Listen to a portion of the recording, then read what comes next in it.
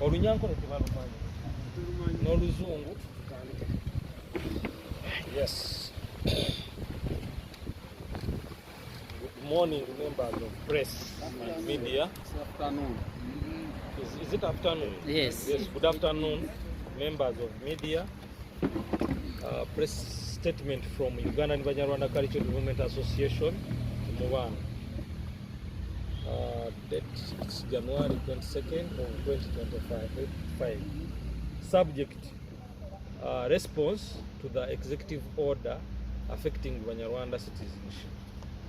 We, the undersigned representative of Uganda Banyarwanda community, convene on January 21st, 2025, with His Excellency, the President of Uganda at State House Entebbe, to discuss matters concerning the citizenship status of Banyarwanda community in Uganda.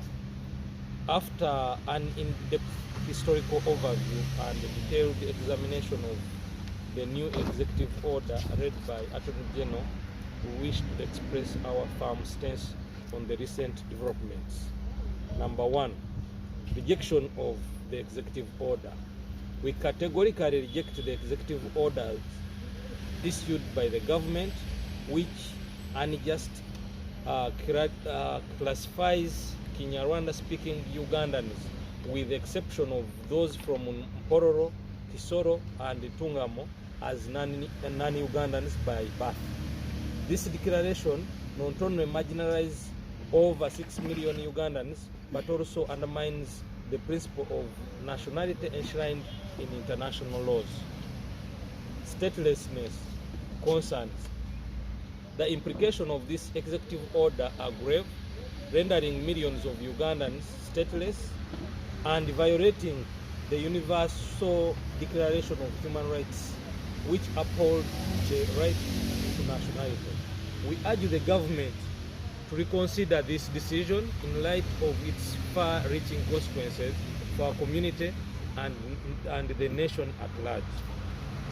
Number three, legal action. As we wait the formal copy of the executive order, we are preparing to seek legal recourse by bringing a case against the government of the Republic of Uganda to East African Court of Justice. This action is necessary to protect the rights of our community and uphold the rule of law. Number four, call for dialogue. We continue to appeal to His Excellency, the President, to revisit this issue and expedite the promised second meeting with our delegation. It is imperative that we work collaboratively to devise a lasting solution that recognizes the rights of Banyarwanda and promotes national unity. Ongoing advocacy.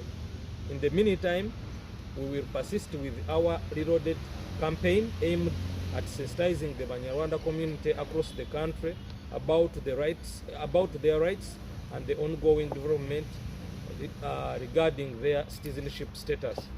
It is of utmost importance that our people remain informed and engaged as we navigate this critical issue. We sincerely hope for amicable resolution and extend our gratitude to our community for their continued support and solidarity during these challenging times. Signed by Owechitiibwa Kaitana Simon, Chairman Uganda Banyarwanda Community, and Honorable Dr. Mukasambide, National Legal Advisor of Uganda Banyarwanda Community.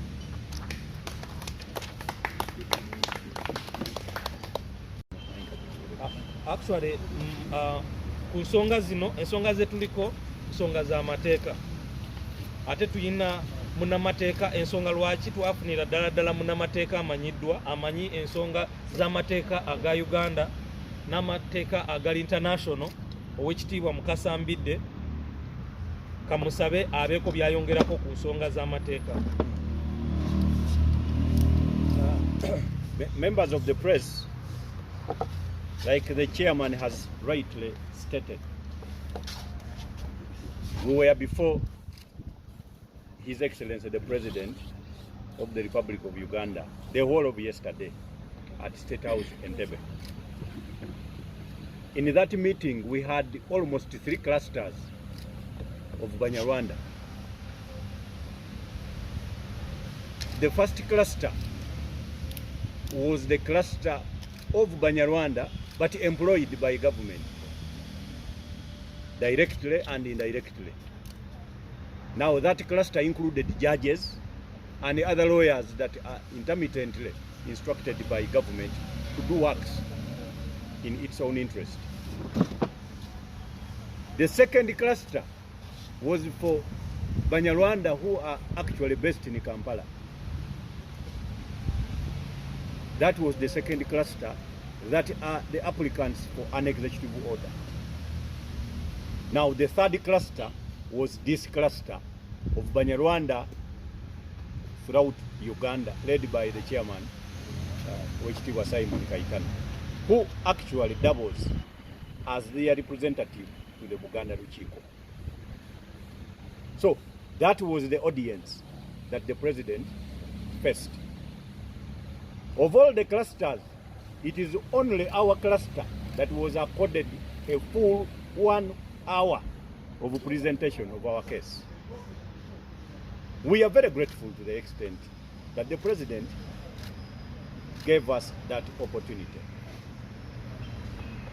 The Attorney General was part of the meeting, and all lawyers in his chambers were part of the meeting. I would like to take this opportunity to thank the Attorney General for not countering our legal opinion, but maintaining that his job is to apply the law as it is. It remained our job to continue pushing and persuading the government of the Republic of Uganda into amending it to a better law. So, we insist that the 1995 Constitution, particularly Article 10, was a violation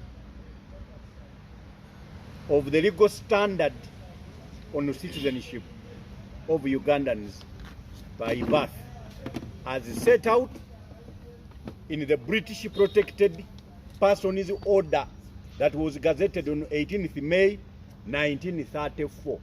This is the order. This is the only basis for citizenship by birth in Uganda. This is the order.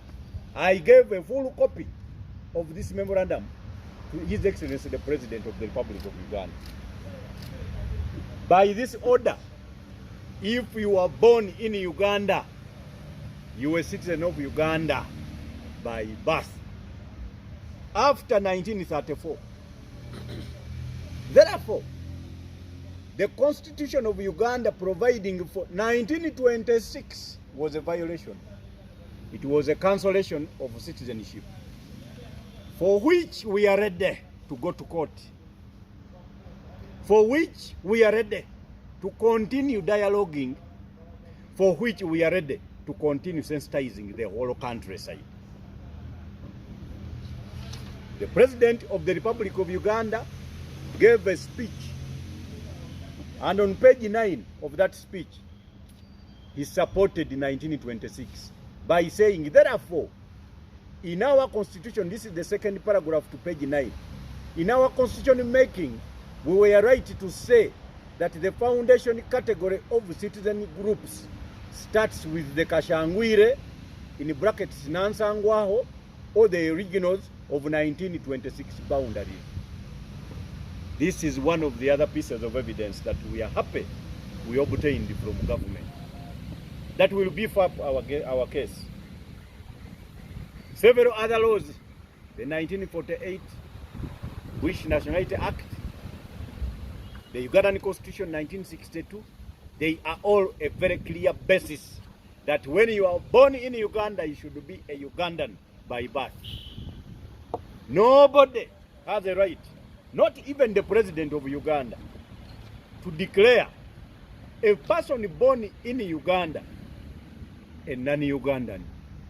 That was contrary to the Universal Declaration of Human Rights, the African Charter, on human and people's rights, and even the African Union protocol against statelessness, to which all our signatures are embedded as the Republic of Uganda.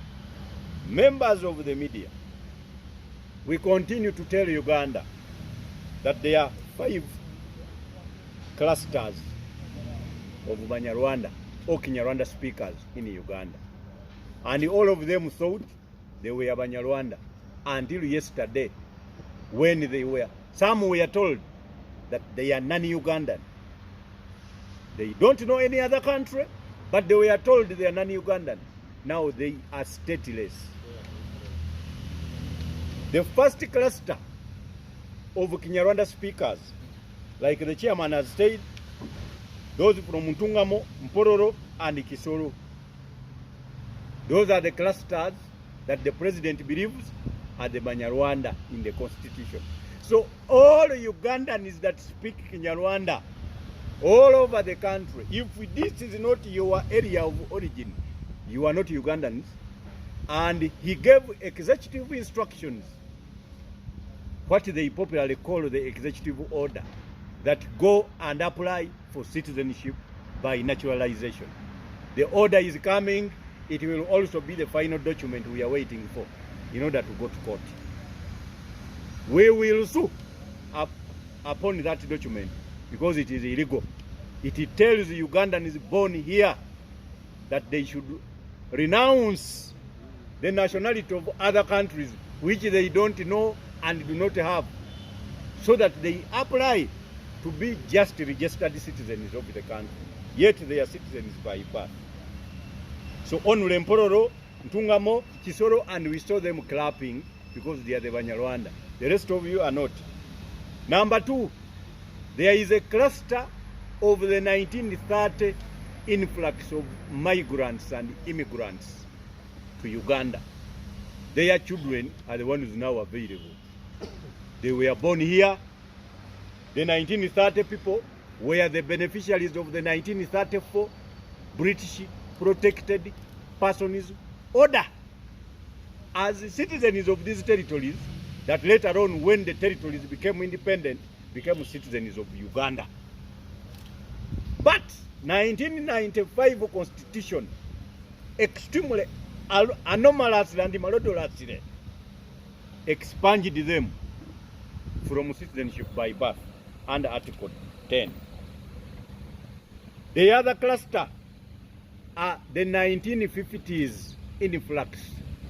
Those that were running away from bad tribal politics of Rwanda, they ran to Uganda up to 1961, before the declaration of independence.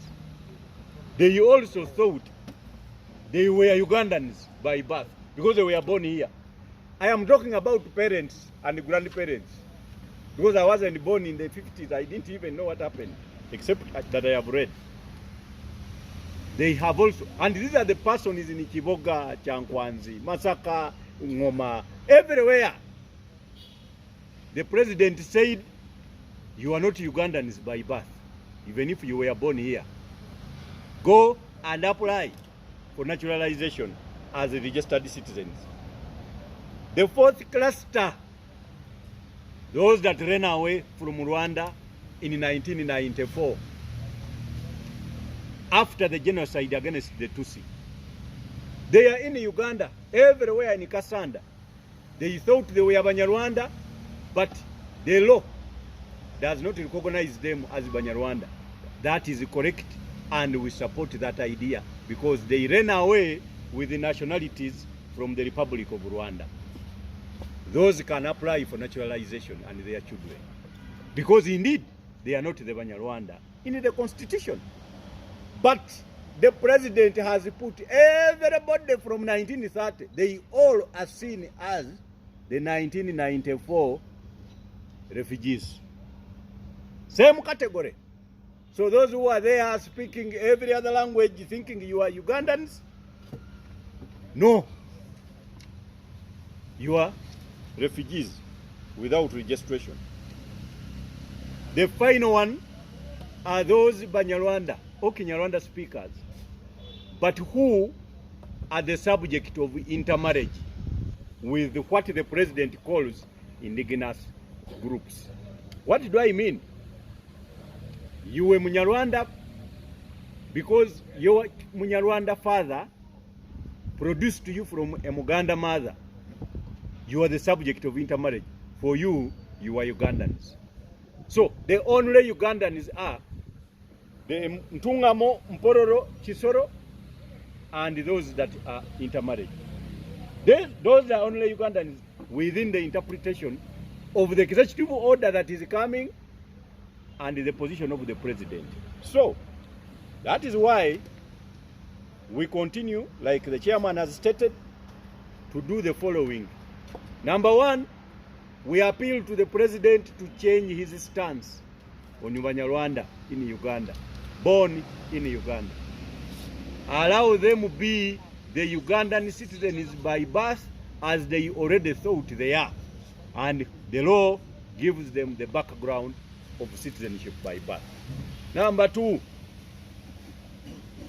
the president directed the Attorney General to go and read further. The two reports that we cited, the report of the Human Rights Commission, Uganda Human Rights Commission on statelessness, and the parliamentary report. We cited them and said, Mr. President, take care.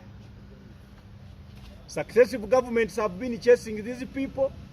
When we look around, the governments themselves have gone. Just take care. The president has promised another meeting, specifically now with us. Mr. President, we are asking for an expeditious preparation and arrangement for our meeting. We even appeal to you that please don't produce that executive order. But even if you produce it, it will still be our enriching document for a court case, because it is addressing a matter of citizens as if they are not citizens of Uganda. Mr. President, we are going to continue traversing the nooks and crannies of the country, because we must sensitize our people. Our people cannot apply for naturalization, because on the online application form, they must fill the NIN numbers of the other nationality they are renouncing. These people were born here.